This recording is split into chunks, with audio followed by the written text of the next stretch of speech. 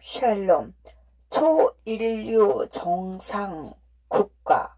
첫 번째, 다음 세대와 함께. 몇 년 전 페이스북에 이런 글을 올린 일이 있다. 이런 나라가 있습니까? 거리에서 마음 놓고 휴대폰 만지며 돌아다닐 수 있는 안전한 나라. 범죄 검거율 세계 위인. 치안이 확보된 나라. 지하철 평가 세계 1위. 세계에 드물게 여성부가 존재하는 나라. GDP 세계 11위. 수출 세계 8위. 단기간 2년에 IMF를 극복한 나라. 세계 5번째 고속철도 보유국. 과거 식민지 국가 중에서 유일하게 OECD에 가입한 나라. LCD 생산 세계 2위. 반도체 생산 세계 1위. WB에 기업하기 좋은 환경평가 5위. 철강 제조산업 세계 1위. 세계 건설산업 규모 3위. 글로벌 제조업 경쟁력 세계 3위. 세계 자동차 생산 규모 3위.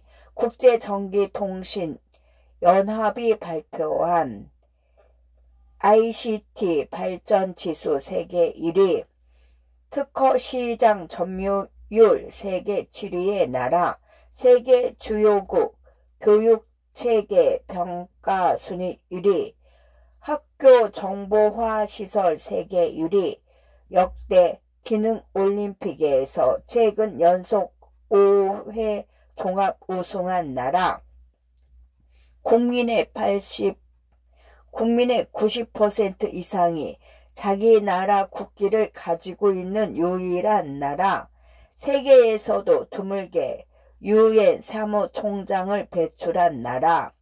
평균 IQ가 105를 넘어 세계 1위인 나라. 문맹률 1% 미만인 유일한 나라.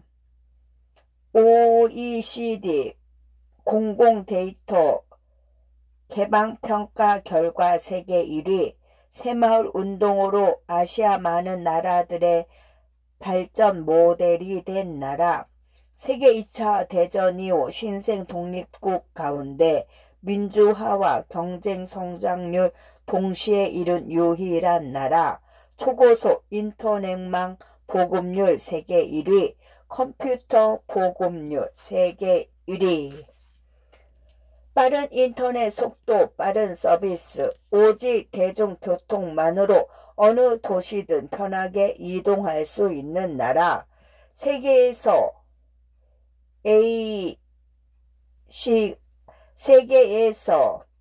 에이스가 가장 신속한 나라. 세계에서 서비스가 가장 신속한 나라. AS. 블룸버그 선정 세계 혁신 국가 1위인 나라.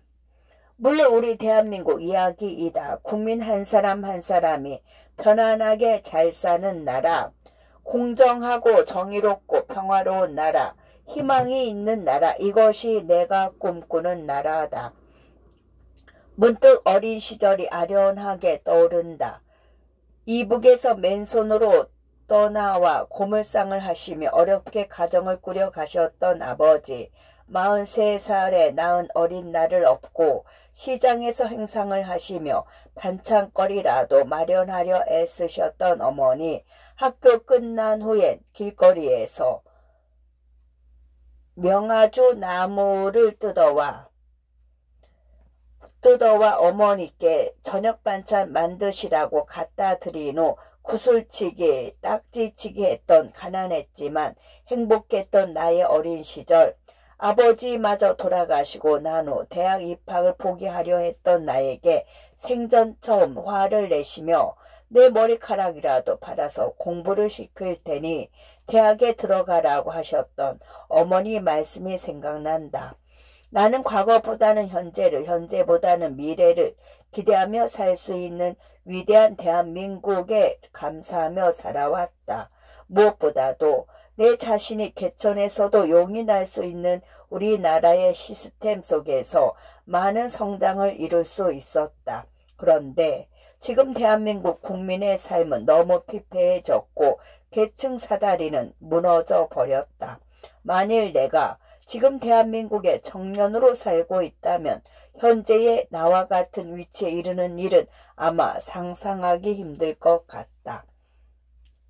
설상가상으로 코로나가 불청객으로 우리들 삶에 끼어들기 시작하면서 더욱더 암울해진 미래, 그것도 불편한 마스크까지 쓰고 다니면서 하루하루를 힘겹게 버텨나가는 나라들이 이제는 일상이 되어버렸다.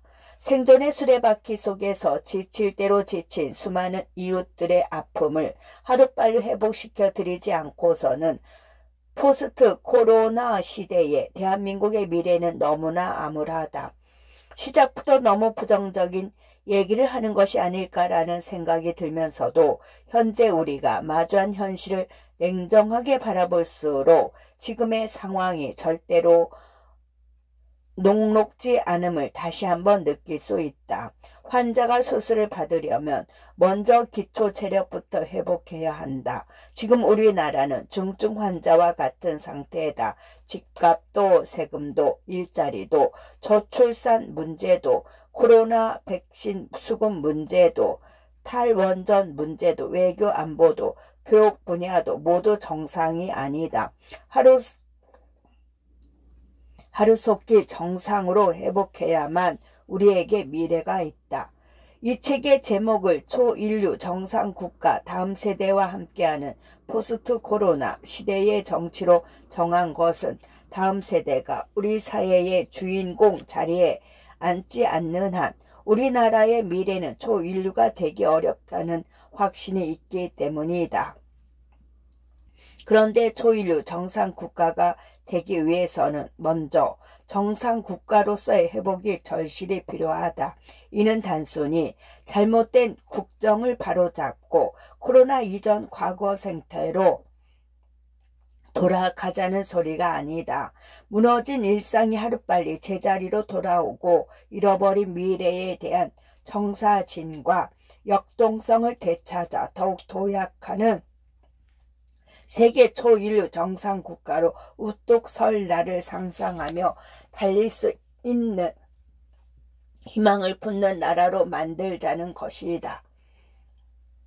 그래서 리더는 국민을 위한 미래 기획자로 바로 서야 한다.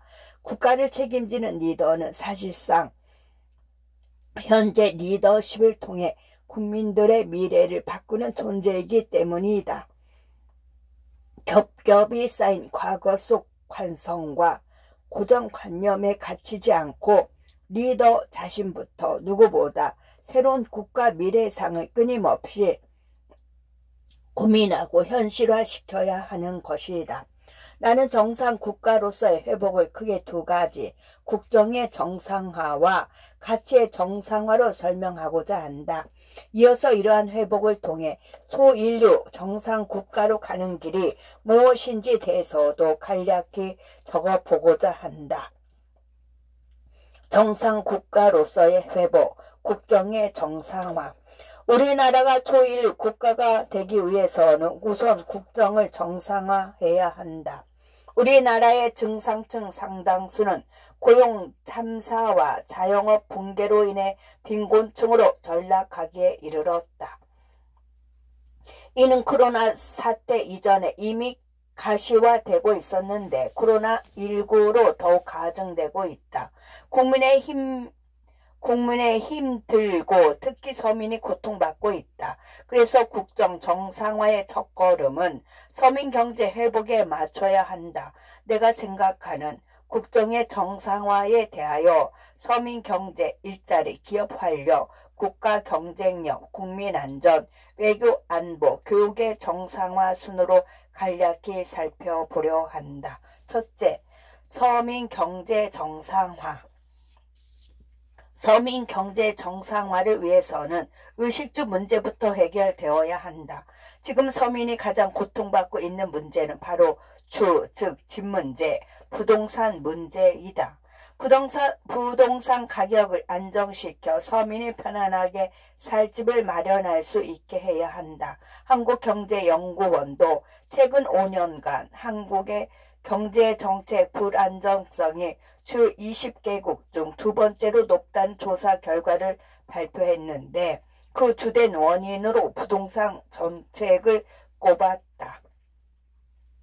부동산 가격 잡기만큼은 자신이 있다던 문재인 정부는 2021년 4월까지 모두 25차례의 부동산 대책을 발표했으나 집값을 잡기는커녕 오히려 그때보다 집값을 폭등시키고 말았다. 2013년 평균 5억 원 하던 서울 아파트 가격이 2020년에는 2배나 뛰어 평균 10억 원을 넘었다. 집이 있는 사람과 없는 사람의 자산 가치는 하늘과 땅 차이만큼 벌어져 버렸고 벼락거지, 영끌이라는 신조어마저 생기게 되었다. 서민들과 청년들의 허탈감과 분노는 그 어떤 말이나 글로 표현하기가 부족할 정도다. 부동산 정책의 핵심은 살기 좋은 주택의 충분한 공급 그리고 내 집 마련이 가능한 집값이다. 이를 위해서는 첫째, 민간 기업에 의한 재건축, 재개발 사업의 활성화, 둘째, 집값이 과도하게 올라가지 않게 하는 실효적 정책이 필요하다. 이를 위해서는 분양가 상한제 제한 완화, 공공주택의 분양 원가 공개 등을 적극 검토해야 한다. 또한 서민층 신혼부부, 청년들의 내 집 마련을 위해서는 반값 아파트 공급도 필요하다. 도시는 정부가 보유하거나 장기 임대해주고 건물만 개인이 소유하는 형태의 토지 임대부 주택 공급으로 가능하다. 땅값이 필요 없으니 집값이 반값으로 공급 가능해지는 것이다. 이러한 아파트는 민간 건설사가 참여하게 되면 다시 가격이 올라가기 쉬우니 LH공사, SH공사 등이 직접 시공하여 저렴하게 공급하도록 해야 한다. 다만 LH공사, SH공사의 공정성과 신뢰 회복이 관건이므로 이들의 경영 혁신이 선행되어야 한다.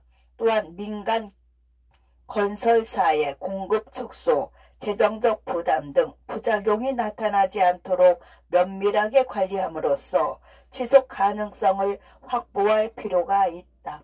결국 내 집 마련의 꿈이 회복되어야 한다. 살 집이 있고 싼 집이 제공될 수 있는 이러한 부동산 정책을 행복한 마이홈 프로젝트라 부르고 싶다. 나아가 국민의 세금 부담도 경감해야 한다. 집을 사려오니 취득세가 너무 높아서 가지고 있자니 보유세가 너무 높아서 팔자니 양도세가 너무 높아서 이러지도 저러지도 못한다고 하소연하는 국민이 정말 많다. 게다가 공시가는 너무 부정확하고 불공정하여 집 한 채 가진 은퇴 어르신들은 공시가에 맞춰 같이 오르는 의료보험 내기도 너무나 버거운 상황이다. 가히 세금 폭탄이라 할 만하다. 국가 재정을 멋대로 운영하고 퍼주기로 생색을 내지만 결국 그 피해는 고스란히 국민이 떠안는 구조가 되었다. 국가 운영에 필요한 세수를 늘리는 방법으로는 세율을 높이는 방법도 있지만 세원이 풍부해지면 저절로 세수가 늘어나게 된다. 기업이 활발하게 기업 활동을 하여 성과를 내면 저절로 세원이 풍부해지고 기업의 성과가 높아져 그 결과 세금을 많이 납부하는 선순환이 된다. 그러나 지금 문재인 정권은 기업 활동을 옥죄고 세금만 올리고 있으니 이렇게 되면 기업은 버틸 여력이 없어지고 국민도 덩달아 힘들어진다. 기업의 활기를 살려 세원을 넓히면 국민의 세금 부담을 줄일 수 있다. 둘째, 일자리 정상화. 일자리 정상화를 위해서는 규제 개혁, 노동시장의 유연성을 살리고 최저임금의 규제, 근로시간 규제를 개혁하여 중소기업 강국으로 도약하도록 해야 한다. 차례대로 살펴보자면 먼저 획기적 규제 개혁이 필요하다. 이는 민생과 직결되어 있다. 전 경련은 2016년도에 7대 갈라파고스 규제를 개혁하면 92만 3천 개의 일자리도 창출된다고 보고한 바 있으며 이 같은 신규 일자리는 2014년 청년 실업자 수의 약 2.4배 규모에 달한다고 하였다. 이를 위해 규제 개혁만 해도 엄청난 일자리 효과가 난다는 것을 알 수 있으며 실행하기 어려운 일도 아니라고 생각한다.